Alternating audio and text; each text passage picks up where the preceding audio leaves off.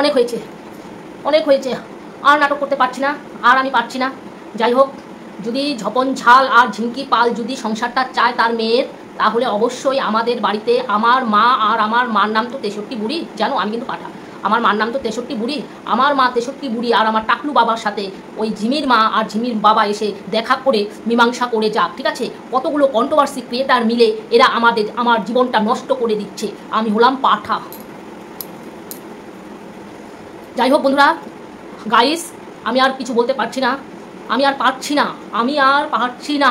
আমার ইনকামের পথটা, মানে আমার কোনো কষ্ট নেই, কোনো কিচ্ছু নেই, আমি খাটের উপরে বসে শুধু কেচ্ছা তুলি আর বউকে বিক্রি করি, ঠিক আছে?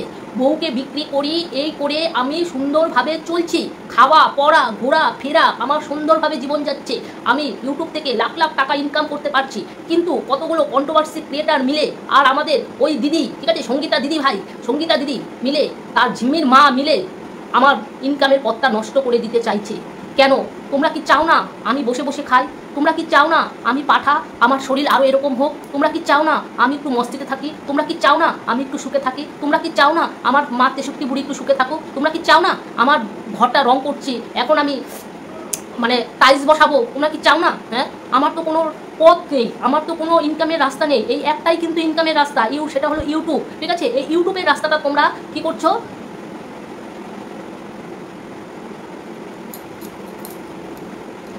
ইউটিউবের রাস্তাটা তোমরা শেষ করে দিতে চাইছো সবাই মিলে। কেন? আমার সাথেই কেন এরকম হয়? সব দোষ কি আমার? সব দোষ কি আমার? আমি পাঠা বলে আমার সব দোষ, আমি ছেলে বলে আমার সব দোষ? কোনো দোষ কি ঝিমির না?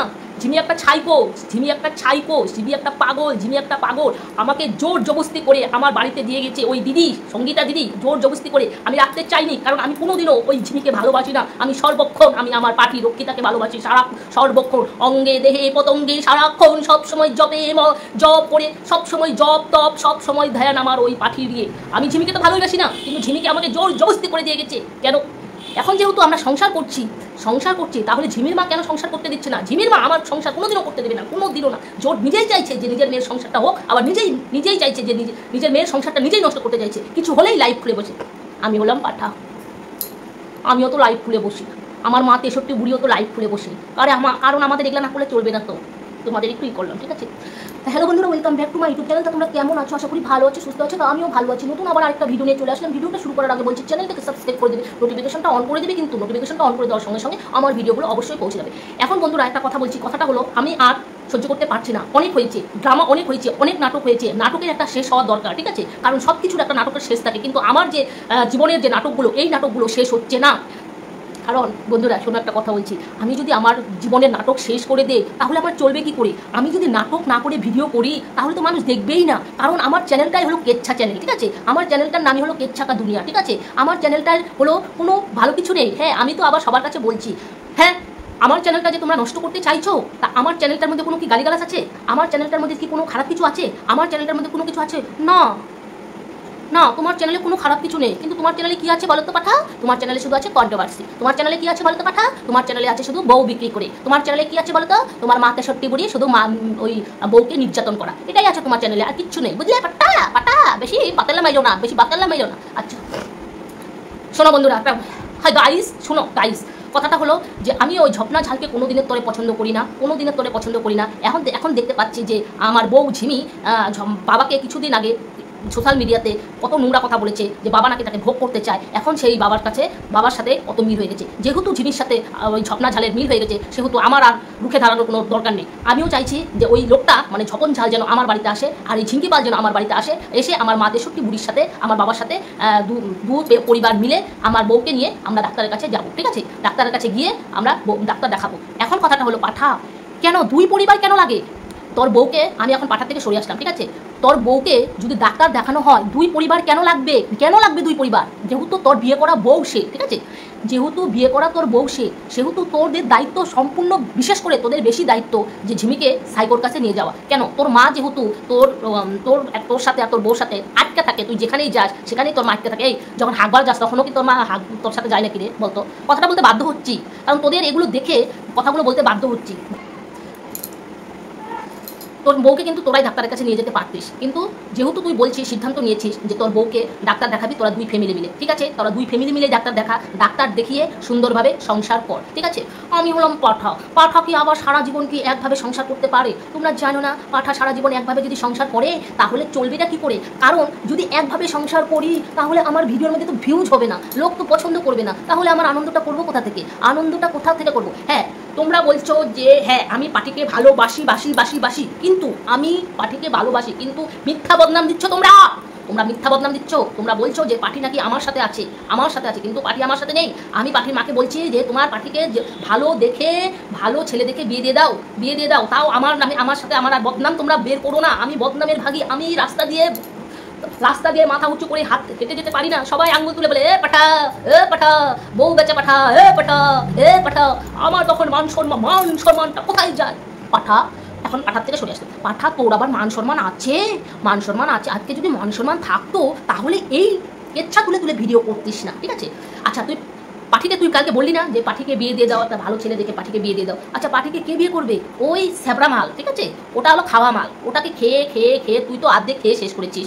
কথাগুলো বলতে বাধ্য হচ্ছি বন্ধুরা, তুই তো খেয়ে খেয়ে খেয়ে খেয়ে শেষ করে দিয়েছিস। ওই স্যাবরাকে কে বিয়ে করবে? ওটা তো কিচ্ছু নেই, দেহের মধ্যে কিচ্ছু নেই, সব 2 নম্বর, ঠিক আছে। খালাস করতে করতে করতে করতে একেবারে কি হয়ে গেছে। আজকে তুই একা না, কতগুলো ছেলে মিলে এটাকে করেছে। এটা নাম হয়ে গেছে রক্ষিতা, ঠিক আছে, রক্ষিতা নাম হয়ে গেছে। কিসের জন্য? তোর জন্য। তুই 11 মাস যখনকার ওই ঝিমি যখন বাড়িতে ছিল না, তখন তুই এনে যে ইন্টিস করেছিস, ফুর্তি মারিয়েছিস, সেই জন্য তার নাম হয়েছে রক্ষিতা। আজকে ওর যদি নাম রক্ষিতা হয়ে থাকে শুধু তোর জন্য, তুই দায়ী। আজকে 2টো মেয়ের জন্য তুই দায়ী পাঠা। আজকে এখন আমি সতী সাবিত্রী সাচ্ছিস। হ্যাঁ, তুই কতদিন সংসার করতে পারবি? তুই ঠিক মতো কতদিন সংসার করতে পারবি? তুই আবার কন্ট্রোভার্সি ক্রিয়েটারদের দোষ দিস যে কন্ট্রোভার্সি ক্রিয়েটারটা তোকে নাকি সংসার করতে দিচ্ছে না। কন্ট্রোভার্সি ক্রিয়েটারটা কি করেছে? আজকে যদি তুই ঠিক মতো সংসার করতিস, তোর যদি কেচ্ছা না তুলতিস, তাহলে কন্ট্রোভার্সির হিম্মত ছিল তোদের নিয়ে ভিডিও করা? কন্ট্রোভার্সিদের হিম্মত ছিল তোদেরকে নিয়ে ভিডিও করো না? কারণ তোরা চাস, সব সময় চাস, অনবরত চাস তোদের নিয়ে ভিডিও হোক। কারণ তুই বসে বসে খেয়ে না, তোর শরীর এরকম হয়ে গেছে। আর কাজ করতে মানে বাইরের জগৎটা কি তুই জানিসই না? এই পাঠা, বাইরের জগৎটা কি জানিস না? 1 টাকা কামাই করতে, ইনকাম করতে শরীরের ঘাম, মাথার ঘাম পায়ে ফেলতে হয়। 5 টাকা কেউ দিবে না, 5 টাকা এমনি, ঠিক আছে। বাইরে তুই কি বলছিস? আমি ইউটিউব যদি বাদ দিয়ে দিব তাহলে আমি বাইরে কাজ করব। বাইরে কাজ করা অত সোজা না রে পাগলা, বাইরে কাজ করা অত সোজা না, ঠিক আছে। আজকে তুই কাজ অত সস্তা না। কাজ করলে তুই কত টাকা পাবি? 10,000 টাকা পাবি। 10,000 টাকা তোর কি হবে? কি সংসার চলবে? এই ফুর্তি হ্যাঁ না করতে পারবি? আর তা না, তুই তোর সুন্দর ইনকামের পর ঘরে বসে, বিছানায় বসে বিরিয়ানি খেয়ে শুধু কেচ্ছা রুটিয়ে আমি ভিউজ কামিয়ে আমার লাখ টাকা উপার্জন করছি, তাই না? লাখ টাকা উপার্জন করছি। আজকে যদি মান সম্মানটা যদি বড় জিনিস দেখতি, মান সম্মান যদি বড় জিনিস দেখতি, তাহলে পয়সাটা আগে দেখতি না, আগে কি দেখতি? মান সম্মানটা দেখতি। কি করতি? যে না আমরাও এত খারাপ পথে যাব না, কারণ মান সম্মান সব থেকে বড় জিনিস, এটা কিনতে পাওয়া যায় না। আর শোন পাঠা, তোকে একটা কথা কইতেছি, কথাটা হলো যা করবি ভেবে চিন্তে কর। আর যদি কেচ্ছা না করতে চাস, ঝিমিকে নিয়ে ডাক্তার দেখা, ডাক্তার দেখিয়ে সুখে শান্তিতে সংসার কর। কন্ট্রোভার্সি দিয়ে তোর পাশে তোর ইয়েরা যাবে না, কারণ তোরা যদি সুন্দর মতো সংসার করিস না পাঠা, তাহলে কন্ট্রোভার্সি দিয়ে তোদের পাশে যাবে না, ঠিক আছে, যাবে না। কারণ কন্ট্রোভার্সি দিয়ে কাজ নেই। একটা মানুষ সুখে শান্তিতে সংসার করছে, তাদেরকে বুঝাবে কেন? হ্যাঁ, কেন বুঝাবে না? তো তোরা সুন্দর মতো সংসার কর। কিন্তু না, তোদের তো সুন্দর মতো সংসার করা যাবে না, তোরা করতে পারবি না। কারণ সুন্দর মতো তোরা যদি সংসার করিস তাহলে তোদের সংসার তো চলবে না। এই যে বাড়ি রং করছিস, তেনা করছিস, সেটার ভিউজ তো অল্প স্বল্প হলে হবে না, ভিউজ তো লাখ হতে লাগবে। আজকে লাখ ভিউজ হলে তো লাখ টাকা উপার্জন করতে পারবি, তাই না রে? ব্রেন, ওর মাথার যে ব্রেনটা আছে না, ওর 63 মাইল ব্রেনটা আছে না, ব্রেনটার মধ্যে সবসময় এরকম করে কখন নোংরা, কখন কেচ্ছা, কখন